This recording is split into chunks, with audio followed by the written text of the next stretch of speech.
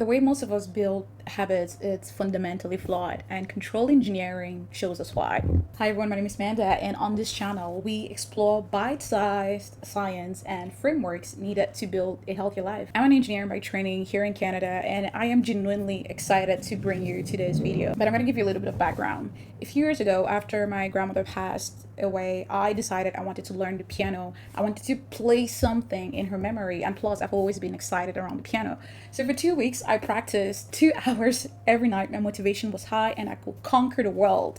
And watching the pianist at the church made me feel inspired. It made me feel capable, but the consistency did not last, and I'm sure I'm not the only person in the world struggling with this. Life also got busy, so it really did not help my case, and every time I walked past the keyboard, I felt guilty that I had failed at something that really mattered so deeply to me. You see, looking back now, I can see exactly what happened, because what I believe happened was that I built a system, practice system, that was engineered to collapse. And something that engineering teaches you early is that pushing something toward a goal, it's not necessarily the hard part. So getting myself to sit at the piano was not a real challenge. I'll just put my seat out there and then I'll sit.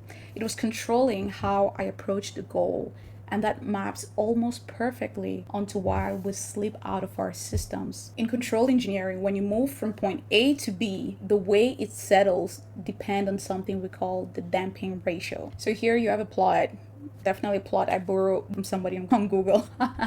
On this plot, you see three main things. So you see your habit consistency, you see your time, you see an overdamped, and you see underdamped. I know you don't understand what that means, but we're going to get to that very soon.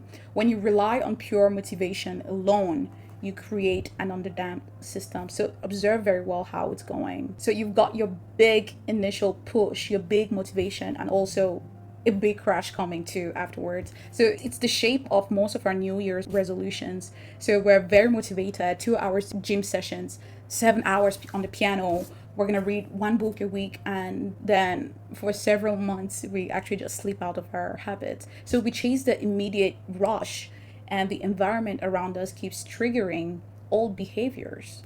Then our habits just swing out of control. On the other hand, you can see what an overdamped system looks like.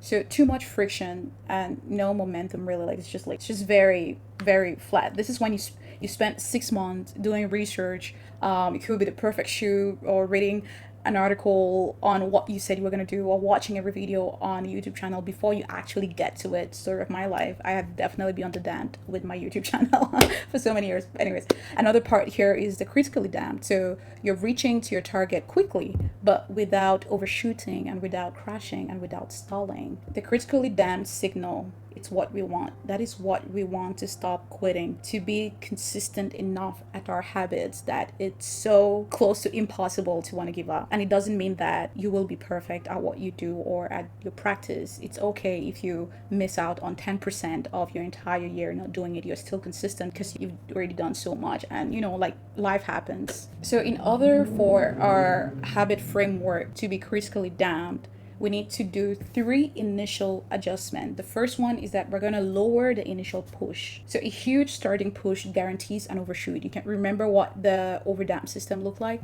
So let me return to the piano example. One thing I did is that I stopped aiming for 2-hour sessions. My rule was to sit at the bench for 2 minutes after I grabbed my morning coffee, and that was it. In keeping the activation energy small, you can now increase your self-efficacy, which is your brain's belief that you can actually execute a task.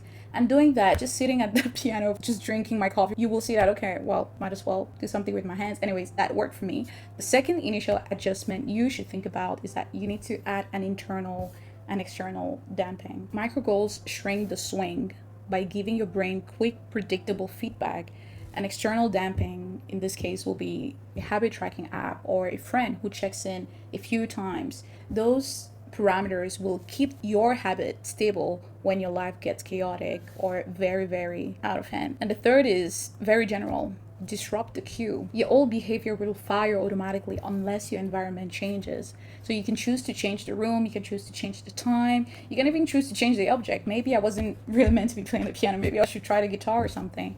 So engineer your space so that the new cue leads to a new action with as little friction as possible. So if there is something so crucially important that you should take out of this video, is that none of us build habits in isolation. People around us, our friends, our family, or anyone who really offers real empathy become the guardrails that keep us steady when things get really noisy and out of control, which will happen to everybody in this live. So returning to what we were talking earlier, if you're stuck in a cycle of starting strong and slipping back, don't push harder. Adjust your approach and make the habit small enough, supported enough, and gentle enough that consistency becomes the natural outcome. Until next time, I hope you can stay curious. Take care of you.